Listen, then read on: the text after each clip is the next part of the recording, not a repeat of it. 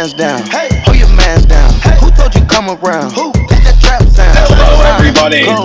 Thank you so much for being here this Saturday morning. We have quite a show for you guys today. A lot happened over the past week. Lots of stuff. And so we're going to break it down for you. It is a good time to talk about Iran. We have a ceasefire in place, and as long as everything that's going on in Lebanon doesn't break that, we might be in for some peace. But that being said, we have the ceasefire. And the Democrats, they're going crazy over it. But, I mean, it's just insane. So this right here is, let me pull this up here. So this one here is J.D. Vance talking about the ceasefire, because he's going to be the one who is going to be leading the talks. And we'll talk about that, why that is in a moment.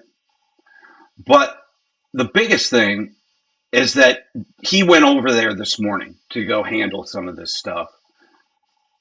Man, this thing's loading. Gotta love it. So here we are. News or pictures that are just coming into us out of Islamabad, where U.S. Vice President J.D. Vance has met Pakistan's Prime Minister Mohammad Shehbaz Sharif.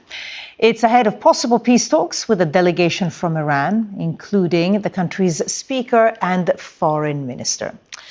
All of this, of course, as the White House denies reports that the U.S. has agreed to unfreeze Iranian assets, a key demand from Tehran as part of these negotiations. We'd heard, I think, in the past hour that they had agreed to freeze them, and now the White House itself denying that. So the White House denied that. I was going to say that. So, yeah, that's one of those like foreign BBC, I think it was. No, actually, it was Sky News.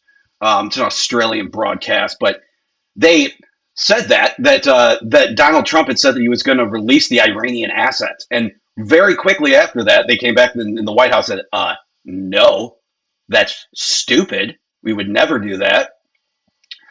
But I digress. That doesn't stop these people from doing what they're going to do. If Iran is smart, which we know they're not, when you go to a peace talk with the United States of America, and you tell Witkoff that you have enough enriched uranium for 11 nuclear warheads, you're not smart. You are not smart. But if Iran is smart, and the new people who they're talking to, they will make a deal. They will have to make a deal at some point. So with this, here we go. And they are going to have to make a deal at some point here. We can get this video to go here. All right. They will cut a deal. President Trump doesn't bluff, and he does not back down. You can ask Khomeini about that. President Trump will make a deal. He is willing. And the terms of the deal are known to them. If Iran is not willing, then the United States War Department will continue with even more intensity. That was from the War Department. And the War Department said it. They have to make a deal. They have to.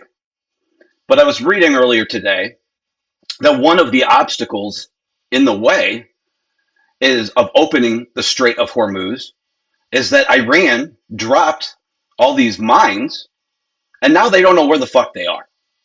They could be anywhere. So like the United States is talking about going out there, swimming around and doing that. And picking those motherfuckers up. Like, that's a smart idea. Terrible idea. I think we just need to figure out a way to just get the oil from the United States. Because that way, we're booming. They don't have to get their oil through the Strait of Hormuz. It is the Europeans right now that are paying the ultimate price for their stupidity of not getting involved.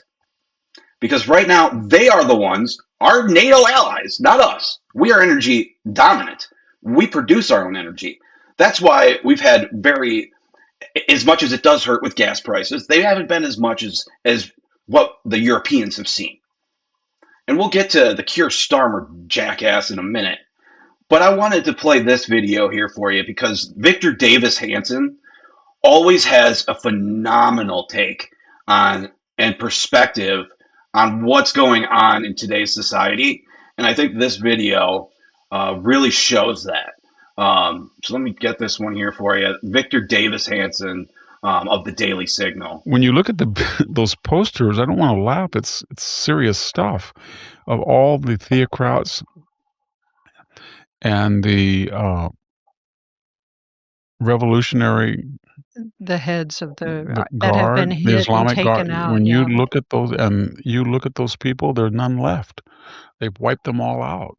So that's going to take them years to reconstruct, and that's going to be that knowledge will. If they can stop this and get the strait open by hook or crook by June or July, the price of gas is going to be cheap for the summer driving, and the foreign investment, the Gulf, he's going to go over to the Gulf people and he's going to say to them, you know, he is, okay, I neutered Iran for you, and you have 600 fighters, you 6 nations, and you didn't send one, not one.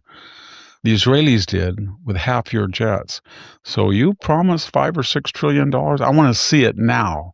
And if you don't, you can deal with the wounded bear yourself someday. And that's going to be a powerful incentive for them to invest in the United States. And then he's going to be in a very popular position vis-a-vis the Europeans. They're going to look stupid because the price of the strait will be open, and suddenly, for the first time in years, there's no threat of a nuclear Iranian tipped ballistic missile hitting their cities, and that threat is gone for, I don't know, 5 or 6, 7, 8 years. If you have a good president that follows them, it can be gone forever. But they're going to look stupid, and he's going to be in a good position to have a fighting chance of keeping the House. I really believe that. That was it. I love that because he just mapped the way out on how we are going to hold the House. So that, because we have to hold one of them. We're going to lose one of the House or the Senate, but we need to hold the House. And he just said it. That's kind of how it looks. Though I would love to just sweep the midterms because the Democrats look so fucking stupid. But I digress. Right after the ceasefire was announced, of course, just like the first one that was brokered a while back between Palestine and Gaza, or between Palestine and Israel, it was broke pretty quick. Bright but there's always some missiles. Are the missiles, and it looks like you can see an interceptor that is in hot pursuit of the missiles. And it's always quite dramatic when you see those interceptors going after it. And these ones might disappear behind our building here, and we're going to lose sight of them. But they're still quite lethal and coming in. So this is still going on. I didn't see an interception in this case. Should be able to hear it in a second or so. And it's still quite lethal when there's an interception. Most of what we see out here are those cluster bombs in recent days. But when you get a conventional... First of all, how nonchalant was he? Just like, yeah, it just went over. Yeah, looks like it missed the interceptor, missed it. You should hear the explosion in just a moment. So matter of fact. Granted, the people of Israel are probably like, fuck. But a safer world is ahead, and I truly, truly, truly believe that there is going to be a much, much, much safer world ahead on what is going to happen in the future. Like Victor Davis Hanson said, a world without a nuclear Iran is a much safer world. I heard a liberal say it the other day, talking about how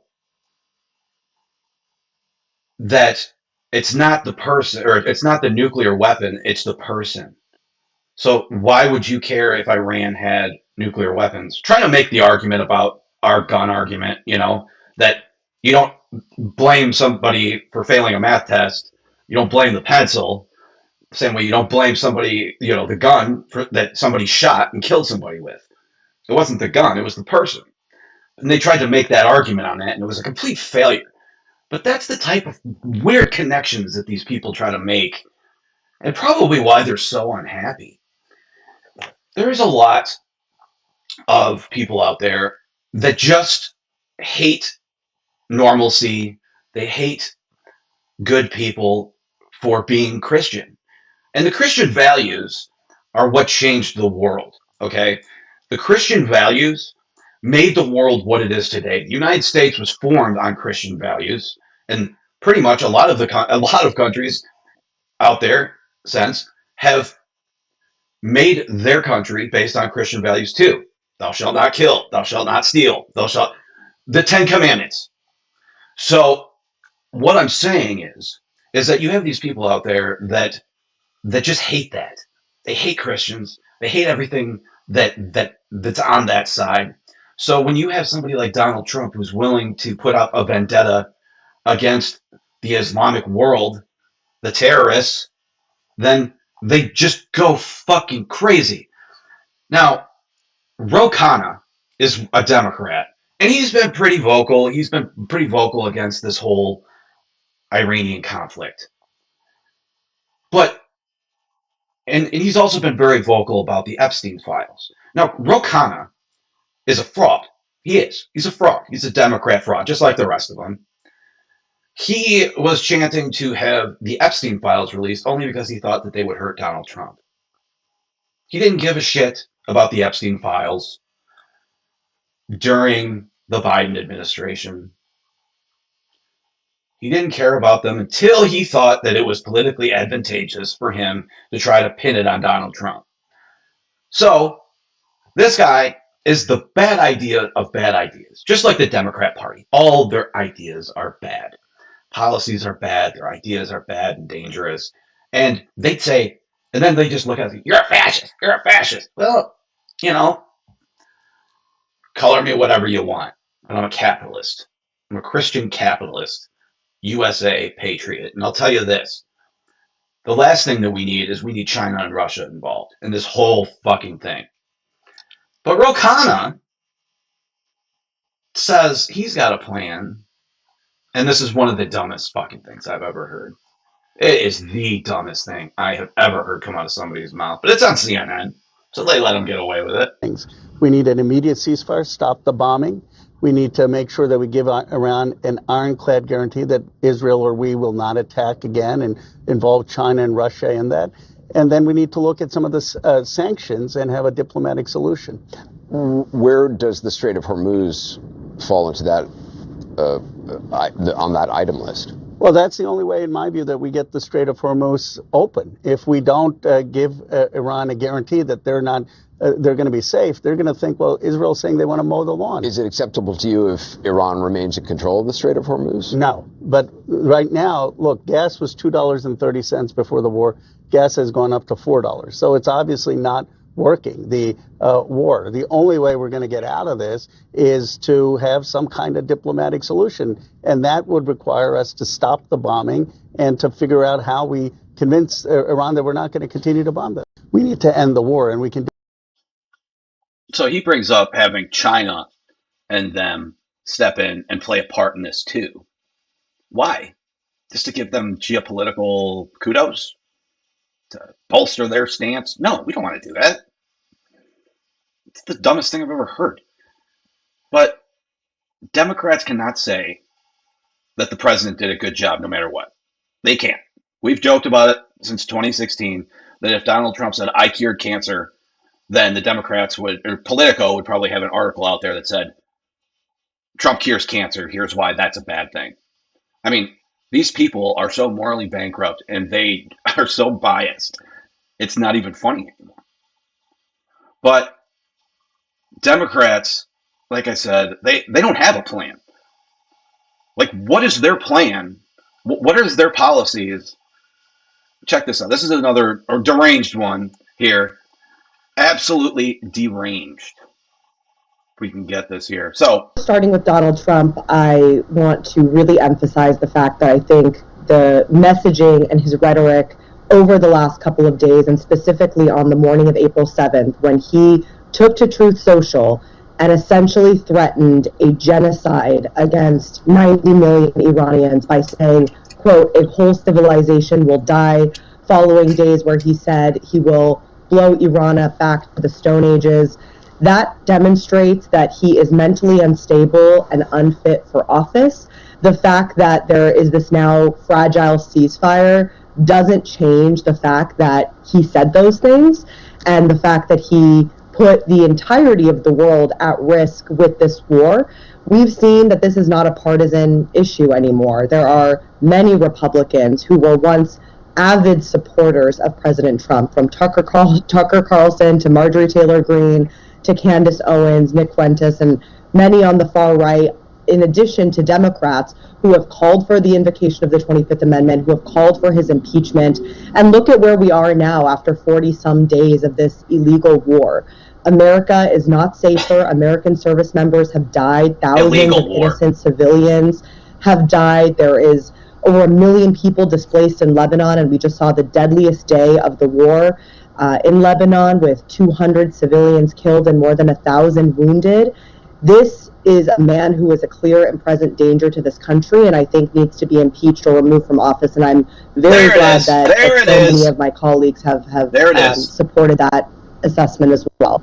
There's no indication, at least at this point, that any Republicans in Congress, and they control the House and the Senate, as you well know, or President Trump's cabinet share your view. So how is pursuing impeachment or the 25th Amendment to the U.S. Constitution productive and feasible at this point?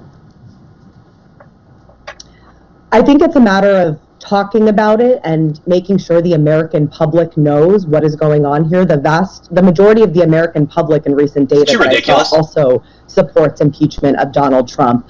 I'm sure you saw the New York Times 3.0 that elaborates upon how this war began and the conversations in the Situation Room with Prime Minister Benjamin Netanyahu that led to Trump starting this war. I thought it was very interesting that J.D. Vance in particular was clearly opposed to the war, and I think that he has a very serious responsibility here. I think he should have done more to stop President Trump from embarking upon this. If he felt so strongly, he clearly indicated that he was opposed and did not think that this would make America safer before the war began. But that is what the 25th Amendment is there for. It exists so that members of the cabinet, including the vice president, can make use of this measure when there is clearly a president who is unfit for office. I cannot tell you how many constituents I have heard from who have been terrified about their sons and daughters going to war. Iranians, 90 million people who thought maybe a nuclear bomb was going to drop on them on Tuesday night. I mean, this is the actions of an absolute madman, and we are only in month 16 of this presidency. I was joking. We were not hoping, but I'm just kidding there. But my point is that these people are fucking nuts. They don't care about the 40,000 Iranian people that were murdered by their own regime. They don't care about that. They call it an illegal war. They're sticking up for the Ayatollah. These people are retarded. They don't deserve your vote. And if you don't hold the House, these people are going to do exactly what she just said. They're going to impeach him again. They say it out loud because that's what their fucking weird purple-haired base wants to hear. Now, going into the miscellaneous section here, well, we'll go to the down pilot. We had the down pilot, right? That we found the first pilot, the second pilot was then missing. We were looking for it wasn't the pilot, he was the armor, the weaponry guy in the thing. It was a two-seater. But we found out, right, that, and many people will probably remember this because there was some outrage on it. But at first, Iran said that they shot down an F-35. Now, anybody that knows planes knows that an F-35 is a one-seater. There's one pilot in that plane. And the United States CENTCOM came out and they said, no, well, we have all of our F-35s. Sorry, bud. And then they came out the next day and they're like, well, did they lie to us? No, they didn't lie to us. It was all a strategic plan. They never corrected the Iranian government about the plane that they shot down because they did not want them searching for the second weaponry guy that was still unaccounted for. So they, say all this shit, but you have liberals out there now that, and this woman that I'm about to show you, this is what liberals say online. This is the type of person who calls you a fascist. This is This is insane. You got to hear what this chick says. But this is a professional woman. And all. Yeah, Well, war listen, with somebody. Guess what that other country does? Exactly what they've been doing through history all this time, right? You take them hostage and you use them for leverage. So guess what Iran did? They put a bounty out on his head, and whoever finds him gets a great award. I can't wait. Hopefully it's like money or jewels. I hope the person who finds him is very poor and ends up being very wealthy. And I hope Iran holds their promise. When you're at war with somebody... Like, this is what people are saying. This is what the liberals are saying. And you can always tell in their eyes that they're unhappy women who don't have kids and hate their lives. But I digress. Now to the fun part. My miscellaneous section of my list. This is why people should stop going to fucking college, okay?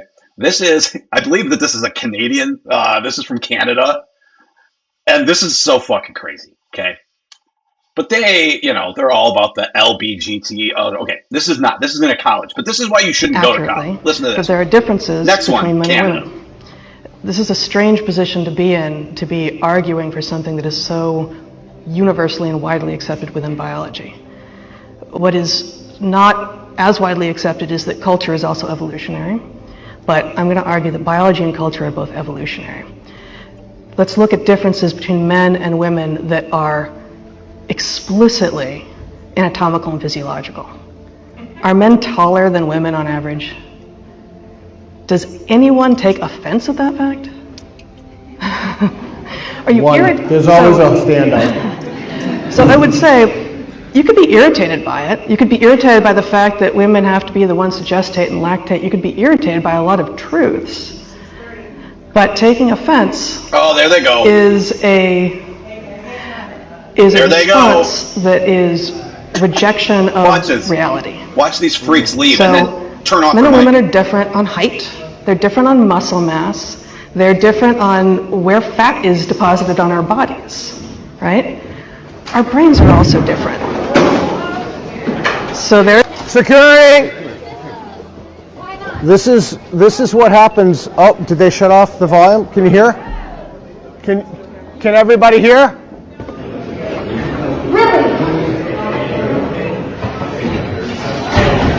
He's a piece of shit. That's not okay. Even the women in there have been brainwashed.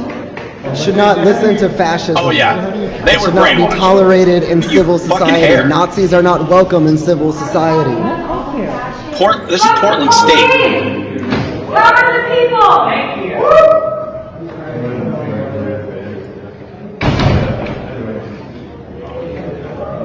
All right, well, we're going to raise our voices.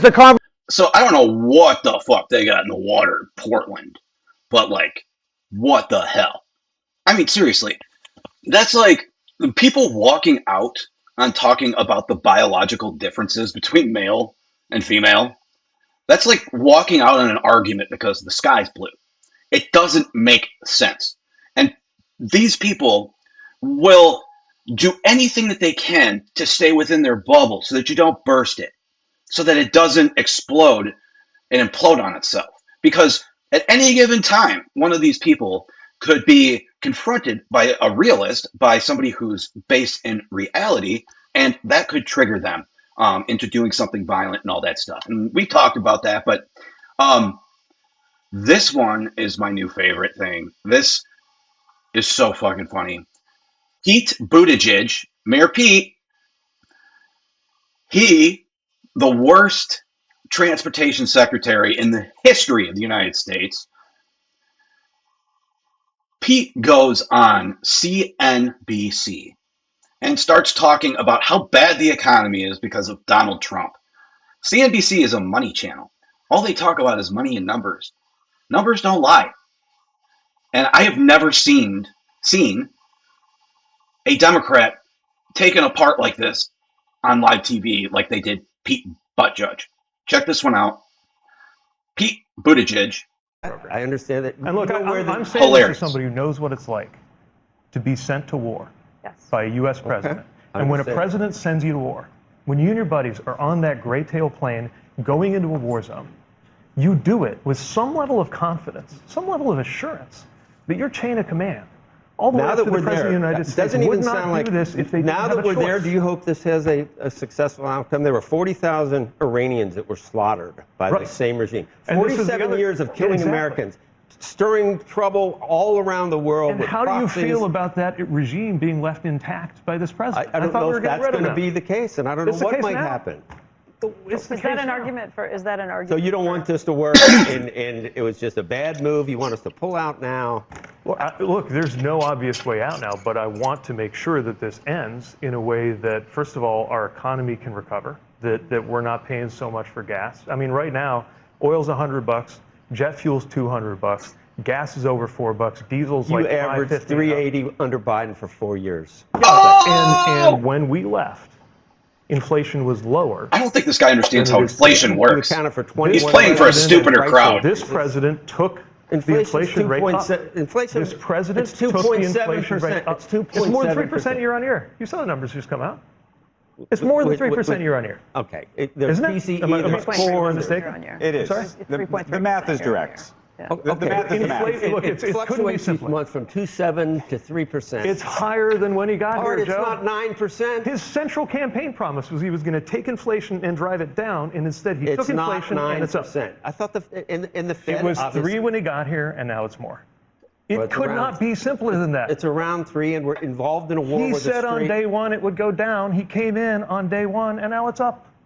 It's up to 3%. It was 21.5% price promised increases it would go over down 4 years. Over 4 years, it was 21.5%. Promised it would go down. Democrats own the affordability crisis. They do, 100%. 100%. Why did the president fail to keep his promise? You don't think Democrats own the affordability crisis? Why did the president fail to keep his promise to lower prices, in your opinion? I'm laughing because this piece of it is basic. The president did say that he wanted to be in office to bring inflation down, and he has not brought inflation down. That's all. He drove it up. He not only failed, he drove it up. Mr. Secretary, let's talk a little bit. Have had a minimal effect. You tell a family where I live that $1,000 per household is minimal. From the 21.5% increase that the Democrats. No, we can argue all day about just how bad COVID was and how bad it got and what it. Oh, that's their argument now. Where I live, $1,000 per household isn't minimal. Now Democrats found religion on inflation. After presiding over the worst inflation in 40 years, now you found religion. It's 2026. They're in charge. You guys are in charge. I'm aware of that. What are you going to do differently? Look, what are you going to do differently to make the prices actually go down like you promised to your Number one, we got to get through this war, and you've heard people. We got to get through this war. We didn't have to be fighting this war. What are we doing? That's a matter of opinion. You can't say that. It's a matter of opinion that I share with most Americans and a large. Oh, he wanted the Ayatollah Muslim crazy people to have nukes. Smart. What a dumbass. These people aren't serious. You don't start with the approval you have within your own party, but the point is the MAGA coalition. Democrats aren't going to approve of anything. I'm talking about Americans. Americans disapprove of the president and their right to do so. He's got the same approval rating other presidents have had at this point in the term, a little bit above, 42%. This president right now is unpopular for very good reasons. One of which is no that more he's made unpopular life than more Obama expensive. was or Biden was at the same at the same point of his presidency. That depends on which polls you're looking at, but. That depends on what polls. I'm sorry, but he's such a I've joke. been on the trail. I was in Marjorie Taylor Greene's district. Marjorie Taylor Greene. This is a Trump plus 38 district, or it was. I know we had the numbers. 500 people. You'll get a chance to prove that in November this year. Okay. We had a chance to prove it last week. The Senate might go. I understand that. Yeah, because people are. Presidents make difficult decisions, obviously. Yeah, but usually they make difficult decisions to try to make other people better off. This president's made decisions to make himself better off. That's definitely happened. Oh my God, what a dumbass. Pay $1 million for the entry fee to Mar-a-Lago, then you're doing great. But everybody else is hurting right now. Mr. Secretary, I mean, what a joke of a human being. And they want to be taken serious. And that's what's so crazy about it. They want to be taken serious. Joe Biden raised prices on everything 21% by spending stupid amounts of money that didn't need to be spent. We were sending money to countries that fucking hated our guts for transgender programs that they didn't want. But Pete is always been a loser. He's always been a freak. This one here is of Pete Buttigieg saying that he doesn't want the United States to be like the Death Star. But the Death Star was a deterrent, was it not? That's all I'm saying. F. Scott Fitzgerald said that going bankrupt is something that happens gradually, then suddenly. Maybe it's Hemingway, I don't know. But it feels like one of those moments where this has been happening gradually, really since the day he came down that escalator a decade ago. And then certain things are happening suddenly. For the leader of the free world, the leader of this country, to just make a nakedly genocidal threat against another civilization, as if the United States of America was a Death Star that was going around blowing up civilizations. Of course that crosses a new line, and of course that's a new low. I think the really important thing to remember is that the effects of that kind of thing will outlive Donald Trump long after he has departed the scene. The collapse in trust, not just affection for the United States, but trust in the United States. There's more respect right now for the United States than there was any time under Biden. We're negotiating with when we're making a peace deal or some other kind of deal, that they have a level of trust that there is stability in the United States. And while maybe a lot of people wrote it off, the Truth Social post, any of the other stuff he said, it's just bluster, it's just Trump being Trump, the reality is that the whole country is being judged, even though most Americans don't support him anyway.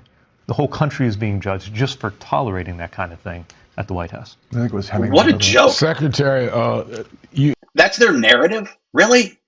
Is that the United States doesn't have the respect of other people? We lost respect with the way Joe Biden pulled us out of Afghanistan. That's how we lost respect. Democrats are the reason that other countries don't respect us, because they're always the ones that make the stupid fucking mistakes in the eyes of social justice. They always do the stupid shit.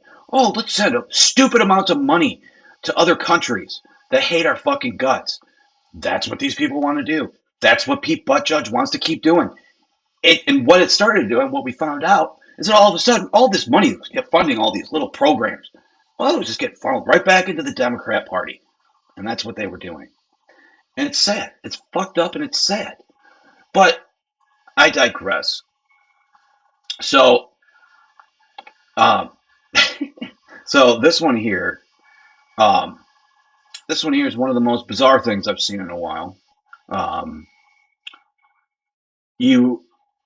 Oh God.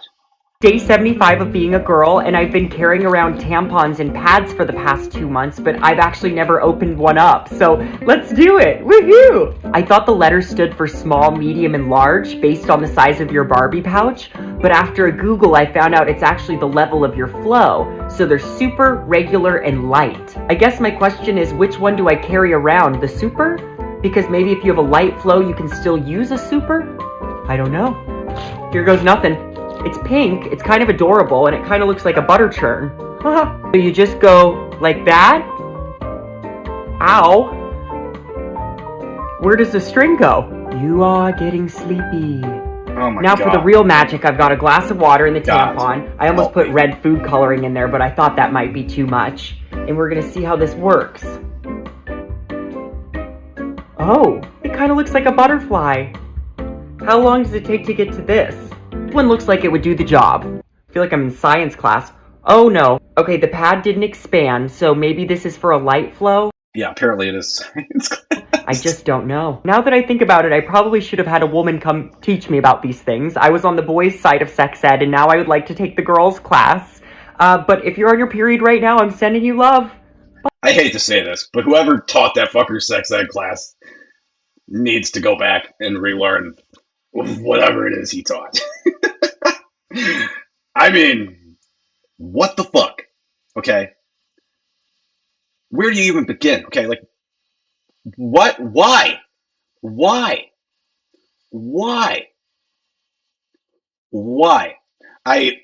don't understand it, and I apologize that I made you watch that. But what the fuck? I mean, that's Dylan Mulvaney. That's the guy's name. And he was the Bud Light guy that caused all the Bud Light stir, because Bud Light sent him some stuff and everybody wouldn't buy Bud Light anymore. But it's like I said, it's a mental illness, right? And they're in this bubble, and so they say, well, like they wanted to make misgendering somebody like a crime, like a $200,000 offense. Like, so you're going to fine me for not playing into that person's delusional bubble. Like if I don't play along, you're going to fine me. And that's what the Democrats have coming when they take power again. And they will eventually. I hope it's not in 2028, but that's what you will see more of.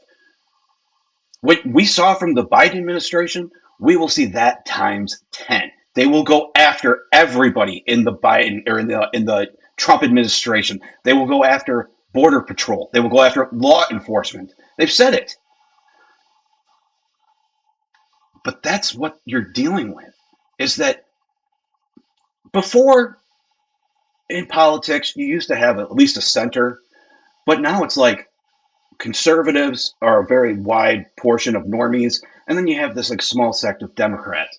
And I think that middle sect will go one way or the other based on how they feel about somebody, right?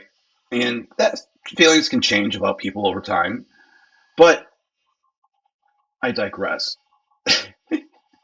This right here, this is my note on this one, is these are the people that are calling you a fascist, okay?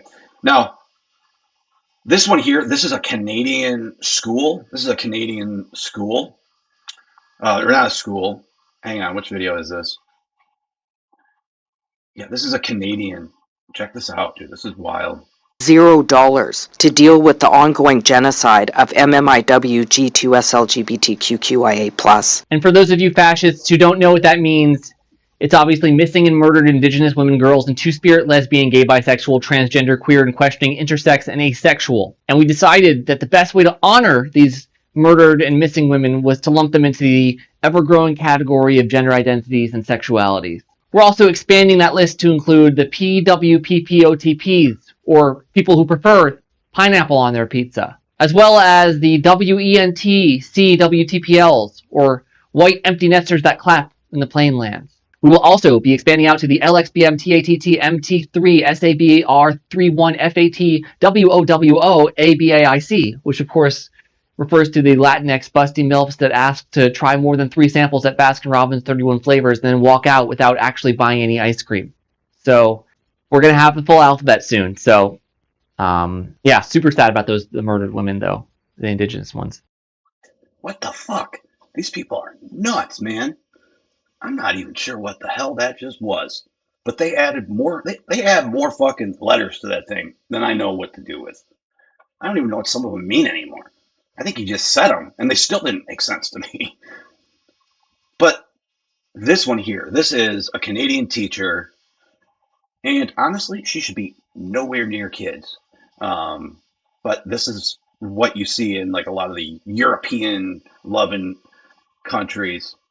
I have worked with 4- and 5-year-olds in schools who have genders that their parents don't want them to have. Parents' rights have suddenly been weaponized against trans and non-binary and two-spirit youth. Because I hear from teachers who are really worried about parents who might have complaints. And I think there's a perception that parents are heterosexual, that they're white, that they have a particular set of Christian values. I think a lot of educators feel really limited in what they can do because they're worried about the imagined parent community. And often that's the community because those parents are the loud voices in a school community. I want us to get really comfortable with challenging right-wing Christian patriarchy. I want to say things like, you can do work around sexual orientation and gender diversity with children of all ages. So I want us to think about these conversations in kindergarten. We're saying there's many ways to be a girl, there's many ways to be a boy, there's many ways to be both, there's many ways to be neither. You're going to figure out what's right for you, and we're going to follow your lead. I have worked with 4- and 5-year-olds in schools who have gender. That is wild. I'm like, what the fuck? Because it's just so crazy. Like, that's a teacher? What? So, Keir Starmer put out a video to try to look super tough. You know how we wouldn't let the United States use any of the bases, you know? So, to help us with the Iran war, he wanted to stay out of it until he didn't want to. Now he's trying to take a little bit of credit, trying to sound had a tough. discussion with President Trump last night and set out to him the views of the region here. These Gulf states are the neighbors of Iran, and therefore, if the ceasefire is to hold, and we hope it will, it has to involve them. They have very strong views on the Strait of Hormuz. And we spent most of the time on the call talking about the practical plan that's going to be needed to get navigation through the Strait, and the role that the UK is playing. For a couple of weeks now, we've been pulling together a coalition of countries, now over 30 countries, working on a political and diplomatic plan, but also looking at military capabilities and actually the logistics of actually moving vessels through the Strait. So that was the focus of the discussion last night, reflection on what I've been discussing here, but also that focus on a practical plan in relation to navigation through the Strait. This guy's worthless. Absolutely a worthless ally. I mean, think about that. What we do for these other fucking countries, and they don't do anything for us when we really need them. It really was a test to see if they would be there when we needed them. And they weren't. They weren't there. They weren't there. So why the fuck do we need NATO? We're the one footing the bill to protect these assholes, and then they don't help us when we want it. They should be fucking doing what we ask them to do. And Keir Starmer should realize that people like him are better seen and not heard. Make a presence and shut the fuck up. Because they're just disgusting. I mean, what a joke. But I wanted to get to this. We have a joke on the Supreme Court. And right now, we have, I wanted to do this last week, but ran out of time. But there was some conversation, there was some debate, some oral arguments in front of the Supreme Court on birthright citizenship and anchor babies. Now, when they put the birthright citizenship into the Constitution, it was about slaves and the freeing of the slaves and allowing their kids to be U.S. citizens. It was very argued back then that it was not somebody who just dropped in, sojourning is the legal term, as they use in the Bible as well. Somebody who's sojourning in the land who doesn't say that they're a U.S. citizen. If their kid is born, they will not have the U.S. citizenship. So, brings me to this.